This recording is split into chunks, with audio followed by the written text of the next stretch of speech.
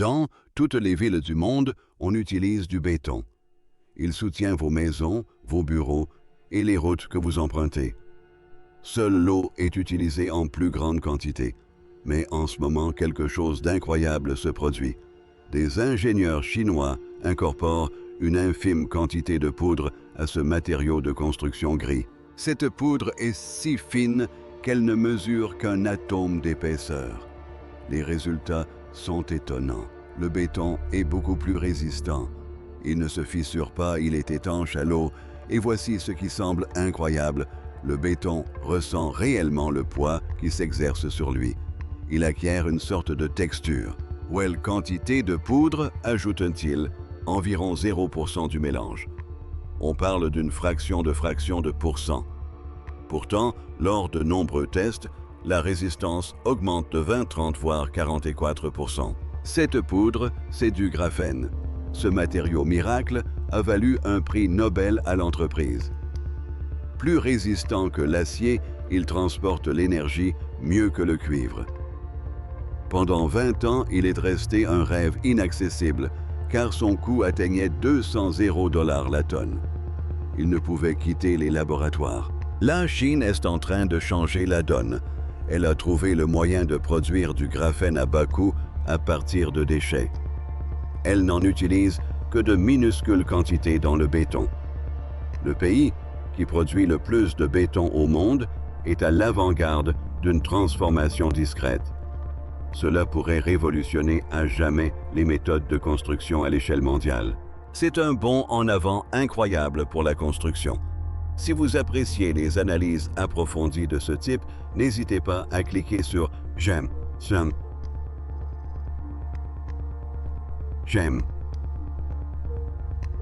La réalisation de ces vidéos demande beaucoup de travail. Abonnez-vous pour ne pas manquer la prochaine. Voici l'histoire d'un phénomène presque invisible qui transforme presque tout. La découverte la plus surprenante n'est même pas le gain de résistance. C'est que le béton acquiert une forme de sensibilité tactile. Il peut désormais évaluer son état et nous alerter avant même que les problèmes ne surviennent. Mais avant tout, il faut comprendre ce qu'est le graphène. Il faut comprendre pourquoi pendant 20 ans, il est resté une grande promesse qui ne s'est jamais concrétisée. Les matériaux miracles restaient confinés au laboratoire. Imaginez les matériaux les plus résistants que vous connaissez, l'acier, le diamant, le Kevlar. Imaginez maintenant un matériau qui les surpasse tous.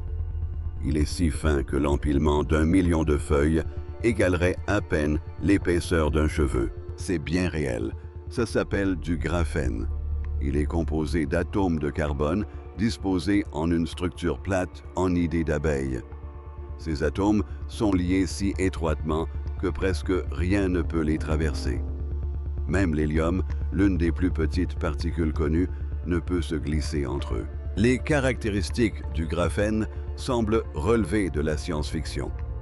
Il transporte l'énergie plus rapidement que le cuivre. Il dissipe la chaleur mieux que presque tous les autres matériaux. Il se plie sans se rompre. Il est presque transparent.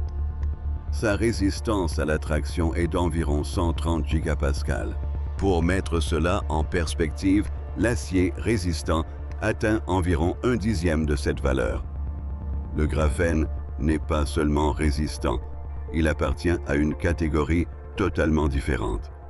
La découverte du graphène s'est produite d'une manière difficile à croire.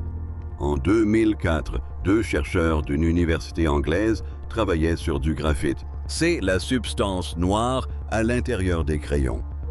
Ils n'ont utilisé ni outils sophistiqués, ni produits chimiques rares. Ils ont utilisé du simple ruban adhésif. Ils l'ont pressé sur la mine de graphite et l'ont décollé. À chaque étape, on retirait une fine couche de carbone. Ils ont répété l'opération jusqu'à obtenir une feuille d'un seul atome d'épaisseur. Ce fut la consécration qui leur valut un prix prestigieux et déclencha une vague d'enthousiasme qui dura 20 ans. Les rêves étaient extravagants, des téléphones pliables qui tiennent dans la poche des batteries qui se rechargent en quelques secondes, des filtres capables d'extraire le seul de l'eau demeure des pucées informatiques 1000 fois plus rapides que tout ce qui existait sur le marché. Le graphène était censé tout changer. Des milliers de dissertations ont été publiées dans les universités. Des dirigeants ont financé des centres de recherche sur le graphène. Des entreprises ont surgi promettant de livrer le produit en 5 ans, puis en 10, puis en 15. Alors qu'est-il advenu de toutes ces promesses? Pas grand-chose. La science n'avait jamais tort. Tout ce que les experts ont mesuré était réel. Ils pouvaient le prouver, mais personne ne s'est arrêté pour réfléchir à un problème majeur. La production de graphène en grande quantité coûte beaucoup trop cher. On parle de coûts allant de 67 zéros à 200 $ la tonne. À ce prix-là, on ne construit pas de pont. On peut à peine fabriquer une petite pièce d'essai. Le coût était un obstacle majeur. Les anciennes méthodes de fabrication du graphène utilisaient du graphite, un matériau coûteux. L'obtention de monocouches était extrêmement lente. Il fallait parfois des semaines pour produire suffisamment de graphène pour recouvrir une pièce de monnaie. Plus le graphène est bon marché, plus sa qualité est médiocre. Plus la qualité est élevée, plus son prix est élevé. Le graphène est devenu une source de plaisanterie récurrente dans le milieu scientifique. On disait qu'il pouvait tout faire sauf sortir du laboratoire. Et c'était en grande partie vrai. Pendant 20 ans, il est resté confiné au verre et au papier invisible dans le monde réel. L'argent s'est tari. Les nouvelles entreprises se sont tournées vers d'autres secteurs.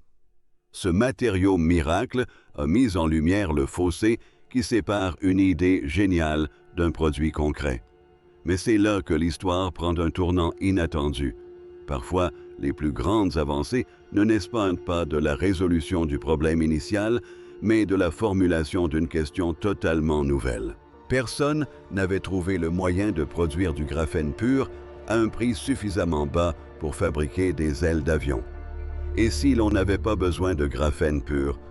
Et si l'on n'avait besoin que d'une infime quantité mélangée à un matériau que nous produisons déjà en très grande quantité? Ce matériau, c'est le béton, et la Chine en produit plus que quiconque. C'est là que cette idée est le plus activement mise en avant. Car lorsque de fines feuilles de graphène entrent en contact avec du ciment humide, une transformation s'opère. Elle se produit à une échelle si infime qu'il faut des microscopes puissants pour l'observer. Comment un grain de poussière peut-il remodeler le béton de l'intérieur? La question semble presque un piège. Comment une pincée de poudre de carbone peut-elle transformer un lot entier de béton? Elle représente moins de 1% du mélange. Pour le comprendre, il faut observer de très près. Il faut voir ce qui se passe à l'intérieur du béton lorsqu'il entre en contact avec l'eau.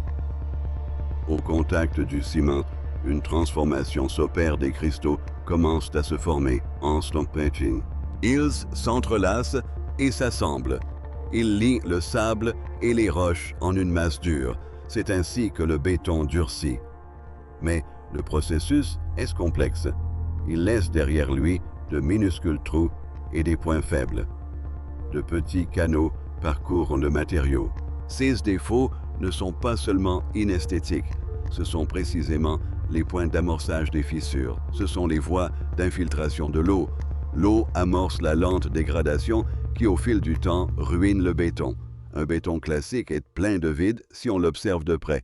C'est là que le graphène entre en jeu. Ce qui le rend si particulier, c'est sa clé. Le graphène, d'une épaisseur d'un seul atome, peut se déplier et recouvrir des milliers de mètres carrés.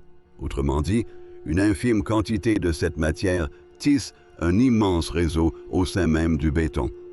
On n'y ajoute qu'un poids négligeable, mais un réseau géant qui imprègne la quasi-totalité du ciment. Le graphène combat ses faiblesses sur 3 fronts simultanément. Premièrement, son mode de croissance cristalline.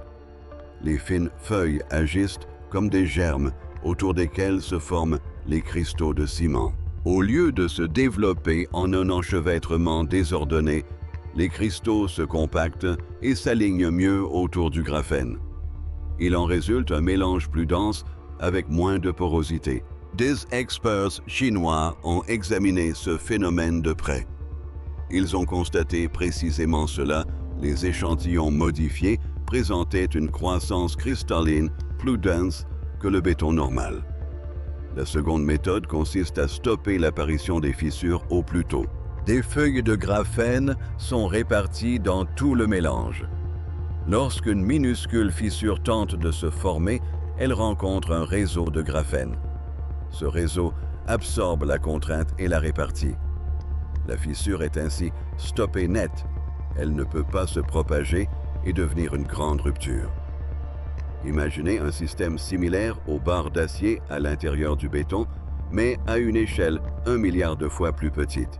La troisième solution consiste à empêcher l'eau de pénétrer. Le chevauchement des feuilles forme un labyrinthe à l'intérieur du béton. L'eau a du mal à s'y infiltrer. Les tests montrent une réduction de l'étanchéité de plus de 35%. Un test réalisé en Chine a démontré que le graphène réduisait considérablement la profondeur de pénétration de l'eau dans le béton. Grâce à cette imperméabilité, l'acier interne ne rouille pas et la surface ne s'écaille pas. La structure ainsi obtenue résiste à la dégradation lente qui affecte prématurément le béton classique. Il convient également de noter que les constructeurs utilisent plusieurs types de graphène. Les nanoplaquettes de graphène sont de petits empilements de quelques couches. L'oxyde de graphène est un type qui se mélange plus facilement à l'eau. Chaque type agit légèrement différemment, mais l'effet principal est le même. Le béton durcit et prend simplement une forme améliorée. Ainsi, un seul ingrédient produit 3 effets majeurs. Ils agissent tous à une échelle de l'ordre du milliardième de mètre, croissance cristalline plus dense, blocage des fissures, imperméabilité, le tout grâce à une quantité si infime qu'elle est à peine perceptible. La question qui se pose est de savoir si ces effets se traduisent concrètement par des résultats significatifs. Les chiffres réels qui expliquent cette résistance. Parlons de l'impact positif sur la résistance du béton. Soyons francs, les gros titres sur Internet sont souvent exagérés. Les recherches, elles sont bien réelles. C'est fascinant, mais les résultats varient considérablement. Tout dépend du type de graphène, de la quantité utilisée et du mélange. Je ne vous donnerai donc pas de chiffres miracles. Je vous donnerai plutôt les résultats réels issus de tests concrets. Un test réalisé en 2025 sur du béton de graphène a montré une augmentation de la résistance à la compression pouvant atteindre 40% de la résistance à la traction de 27% et de la ténacité de 47%. Un test chinois mené en 2025 sur un béton intelligent à base de graphène a démontré une augmentation de 44% de sa résistance à la compression. D'autres études ont constaté une amélioration de la résistance à la flexion de 40 et 1 à 59%. Les gains de résistance à la compression se situaient entre 15 et 33%. Le plus remarquable est que certains de ces excellents résultats ont été obtenus avec des quantités infimes de graphène. Un test a permis d'obtenir une augmentation de 23% de la résistance à la compression. Il utilisait seulement 0,5% de graphène par rapport au poids du ciment. Un autre test a montré que même une infime quantité de 0% permettait d'obtenir des gains significatifs à 2 chiffres dans tous les domaines. Les gains sont considérables lorsque le graphène est associé à d'autres matériaux. Un test a consisté à mélanger une petite quantité de graphène avec des fibres spéciales. La résistance à la compression a augmenté de près de 44%, la résistance à la traction d'environ 22%, la résistance à la flexion de plus de 22% et la résistance au choc s'est également améliorée. Le graphène se révèle également très prometteur dans de nouvelles méthodes comme l'impression 3D de béton. Un mélange de graphène et d'argile est actuellement testé pour la construction de maisons imprimées. C'est précisément le type de mélange à faible teneur en ciment et haute résistance dont la construction 3D a besoin. Alors, quelle est la véritable conclusion? Le graphène ne rend pas le béton 5 fois plus résistant. Certains slogans pourraient le laisser croire. En réalité, il améliore sa résistance d'environ 1/5 à la moitié. Il accroît sa ténacité et sa résistance aux fissures. Il améliore sa durabilité et son imperméabilité. Le tout avec une quantité quasi imperceptible. Ce n'est pas un changement négligeable. Nous produisons des milliards de tonnes de ce matériau chaque année. Une amélioration de 30 ou 40% est considérable, mais il s'agit d'une véritable amélioration du béton, pas d'un tour de magie. Quiconque prétend le contraire essaie de vous vendre quelque chose. Mais voilà, le gain de résistance n'est peut-être même pas l'aspect le plus intéressant. Lorsqu'on remplit du béton d'un matériau porteur de force, le béton acquiert une toute nouvelle dimension. C'est là que cette histoire prend une tournure digne de la science-fiction. Elle esquisse un avenir qui pourrait transformer à jamais le secteur de la construction.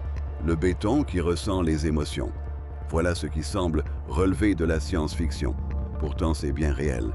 Le graphène est un excellent conducteur d'énergie.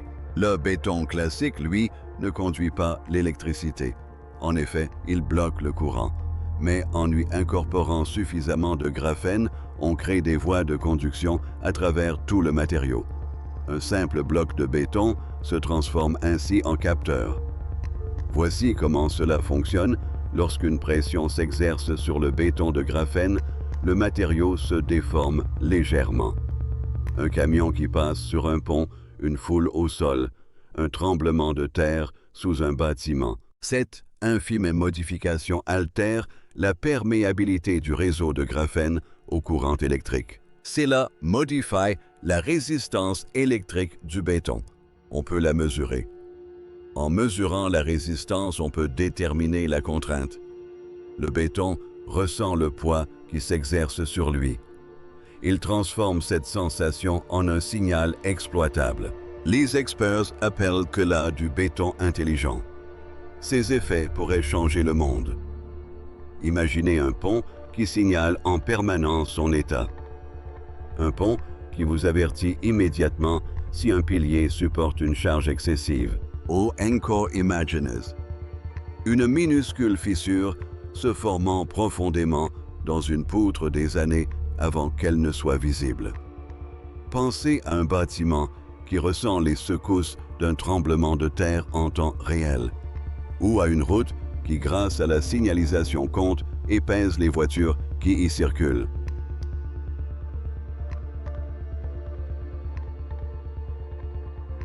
Au lieu d'envoyer des gens examiner les fissures et taper sur les choses, avec des marteaux, la structure s'autocontrôle. C'est encore ainsi que fonctionnent de nombreux contrôles aujourd'hui. La structure effectue en permanence ses propres vérifications internes. La chaîne construit des ponts, des tunnels, des lignes de train à grande vitesse et des tours vertigineuses plus rapidement que quiconque. Pour eux, les bâtiments à autocontrôle ne sont pas un jeu. C'est un moyen de déceler les problèmes avant qu'ils ne dégénèrent en catastrophe. Ils peuvent ainsi planifier les réparations en fonction des besoins réels du bâtiment et non plus au hasard d'un calendrier. Cela rend les grands travaux publics plus sûrs pour toute leur durée de vie. Un changement plus profond se cache derrière tout cela. Depuis toujours, le béton est resté silencieux. On le coule, il durcit. Il résiste tranquillement jusqu'au jour où il cède. Et alors, il est trop tard. Le béton intelligent rompt ce silence. La structure fournit un flux continu de données sur son état. Il alimente les systèmes numériques qui font fonctionner les bâtiments modernes. Un matériau qui véhicule des données autant que du poids est un matériau de construction totalement différent. Il pourrait révolutionner à jamais notre façon de construire. Mais tout cela n'a aucune importance si l'on n'a pas les moyens de produire du graphène. C'est le principal obstacle auquel ce secteur s'est heurté pendant 20 ans. Et c'est là qu'intervient une idée vraiment ingénieuse, transformer les déchets en l'une des ressources les plus précieuses de la planète. Transformer les ordures en trésors. Rappelez-vous que le graphène coûtait jusqu'à 200 $ la tonne. Ce prix exorbitant a longtemps empêché la fabrication du béton de graphène d'aboutir à un stade de développement en laboratoire. La véritable révolution ici ne réside donc pas seulement dans le béton, mais aussi dans une méthode de production de graphène bien moins coûteuse. Elle transforme des déchets en or. Cette méthode s'appelle le chauffage flash par effet Joule. Elle a été créée dans une université du Texas. L'idée est presque drôle tant elle est simple. On utilise presque tout ce qui contient du carbone, charbon, déchets alimentaires, vieilles bouteilles en plastique, marques de café, vieux pneus. On le frappe avec une énorme décharge d'énergie pendant une fraction de seconde. Il chauffe jusqu'à environ 3,0 K, soit environ 5,0 degrés C. Cela se produit en 10 millisecondes. Tout ce qui n'est pas du carbone se vaporise. Les atomes de carbone s'assemblent pour former du graphène. Aussi simple que cela. Les déchets deviennent l'une des choses les plus précieuses sur Terre. L'aspect financier est incroyable. Ce procédé éclair permet de transformer une tonne de charbon ou de déchets en graphène pour un coût infime. Prenons l'exemple des matières premières. Le graphite utilisé par les méthodes traditionnelles coûte entre 1,0 et 300-500 $ la tonne, tandis que le charbon coûte environ 25 $ la tonne. Les instigateurs de ce procédé ont mis en avant un argument de poids. Elle permettrait de valoriser le charbon en le transformant à moindre coût en un matériau de construction bien plus performant. La Chine consomme plus de charbon que n'importe quel autre pays au monde.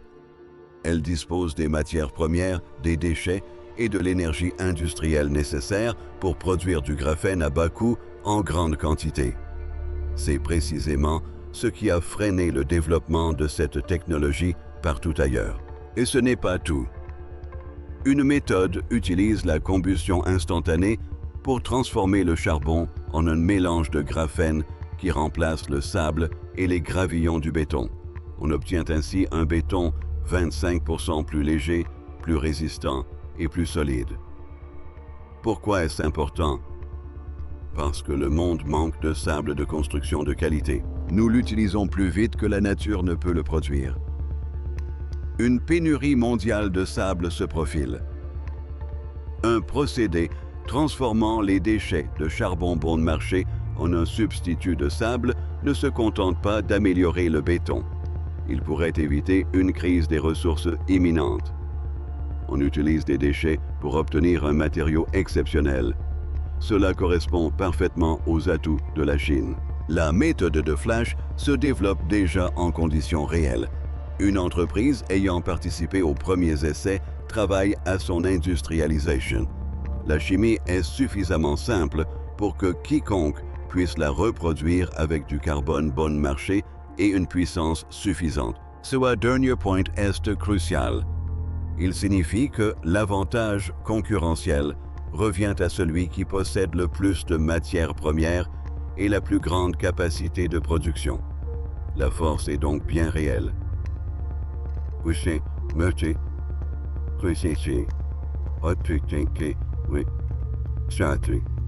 La détection intelligente est une réalité. Le problème du coût a enfin trouvé une solution, ce qui signifie que ce dernier élément est le plus important sur une planète qui se réchauffe. Quel impact tout cela a-t-il sur l'énorme empreinte carbone du béton, le bilan honnête et les perspectives d'avenir? Voici un fait qui devrait vous glacer le sang. La fabrication du ciment se liant, qui assure la cohésion du béton, est responsable de près de 8% des émissions mondiales de dioxyde de carbone chaque année. Si l'industrie cimentière mondiale était un pays, elle serait le 3e plus grand émetteur de carbone de la planète. Seuls la Chine et les États-Unis en émettent davantage. Le béton a bâti le monde moderne. Ce faisant, il contribue au réchauffement climatique. Pour chaque tonne de ciment produite, près d'une tonne de carbone est émise. Cela s'explique par la chimie de sa fabrication et par l'immense chaleur nécessaire au fonctionnement des fours. Le problème, c'est que la plupart des solutions pour réduire l'empreinte carbone du béton impliquent de diminuer la quantité de ciment. Or, moins de ciment rend généralement le béton moins résistant. Autrefois, on y incorporait des cendres volantes ou du laitier des résidus issus d'autres usines. Ils remplacent une partie du ciment, mais leur utilisation a ses limites. Les cendres volantes ne peuvent remplacer qu'environ 1/3 du ciment avant de dégrader le mélange. Le laitier, quant à lui, dépasse rarement la moitié sans que la durabilité ne diminue.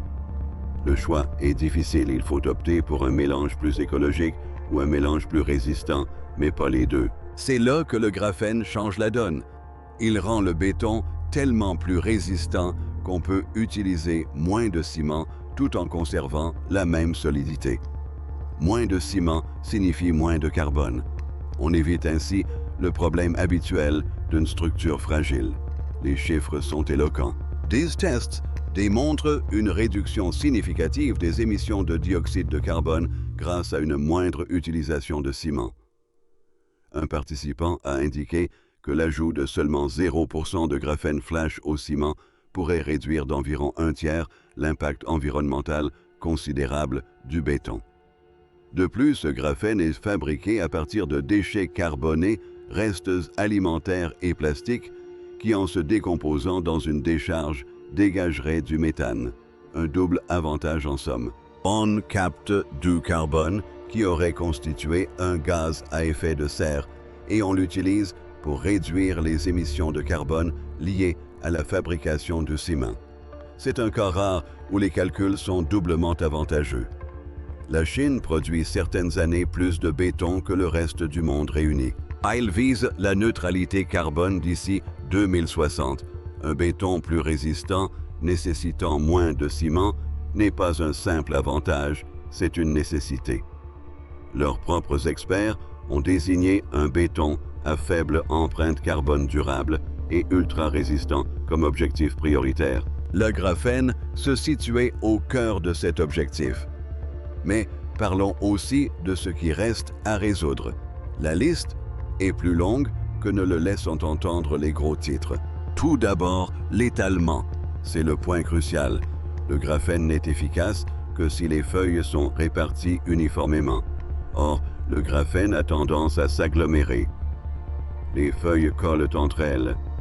Elles forment des amas inefficaces qui peuvent créer des points faibles. Répartir une infime quantité de graphène dans un fût de ciment frais est une tâche ardue. Une erreur d'étalement et les gains de résistance sont anéantis. Les laboratoires utilisent des outils spéciaux pour désagréger ces amas. Impossible d'utiliser ces outils sur un chantier de coulage de route par temps de pluie. Combler cet écart est un problème fondamental. Deuxièmement, le coût et l'échelle. Le graphène flash est prometteur, mais son efficacité reste à prouver sur de petites séries. Produire des millions de tonnes pour le secteur du bâtiment représente un défi industriel colossal. Le prix baisse rapidement, mais il n'a pas encore atteint son niveau le plus bas. La qualité varie d'un fournisseur à l'autre. Troisièmement, les règles et les normes. On ne peut pas construire un pont avec des matériaux non approuvés par la ville. Le béton de graphène ne bénéficie pas d'une réglementation établie. Il manque les données à long terme que les constructeurs et les responsables exigent avant de confier des vies à de nouveaux matériaux. Des tests effectués sur du béton pendant quelques années ne garantissent pas sa tenue dans 80 ans. Il faut attendre et observer le vieillissement du matériau. Quatrièmement, la difficulté à reproduire le procédé. Les résultats varient selon le type de graphène, la quantité et le mode de mélange. Un gain de 44% dans un laboratoire peut se traduire par une augmentation à un chiffre dans un autre. Tant que des méthodes fiables ne seront pas mises au point, le béton de graphène restera plus prometteur que véritablement éprouvé pour les grandes structures. Cela n'enlève rien à la réussite de cette technologie. Cela signifie simplement qu'elle est en plein essor, mais pas encore aboutie. C'est un outil concret qui progresse rapidement. Il n'est pas encore prêt à remplacer systématiquement les coulées de béton sur tous les chantiers. Mais il laisse entrevoir un avenir incroyable. Il pourrait transformer la construction à jamais. Si cette histoire vous a plu et que vous souhaitez en voir d'autres du même genre, n'hésitez pas à liker, à vous abonner et à activer les notifications pour ne manquer aucune vidéo. D'autres vidéos sont affichées à l'écran si vous voulez continuer à regarder. Voici une question: si vous pouviez construire n'importe quel objet en béton capable de ressentir son propre poids, que construiriez-vous en premier? Dites-le moi dans les commentaires.